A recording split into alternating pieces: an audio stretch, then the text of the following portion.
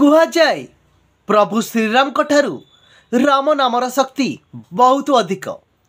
एमती गोटे दिन प्रभु श्रीराम सेवारे भक्त हनुमान व्यस्त थांती।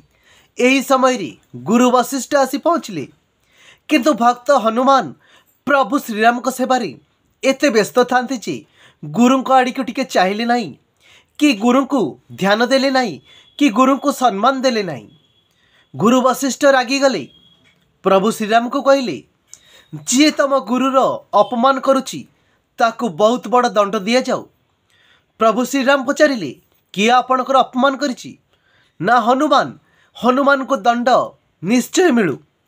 प्रभु श्रीराम कहले, हनुमान को निश्चय अखंड बाण द्वारा काली संध्या बेले ताकू दंड मिलिबो।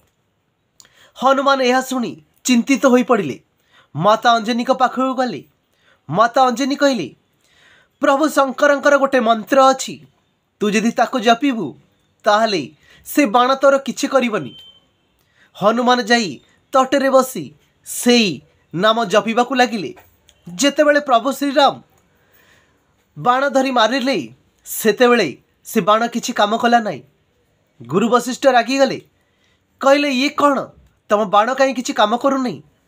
प्रभु श्रीराम कहले, हनुमान गोटे मंत्र जप करुची जहाँकि मो बाण काम करूनी। ना सी को मंत्र जप करुची, ना सी जप करुची राम राम राम। गुरु वशिष्ठ सेठी कहले, प्रभु श्रीराम ठारू राम नामर शक्ति बहुत अधिक।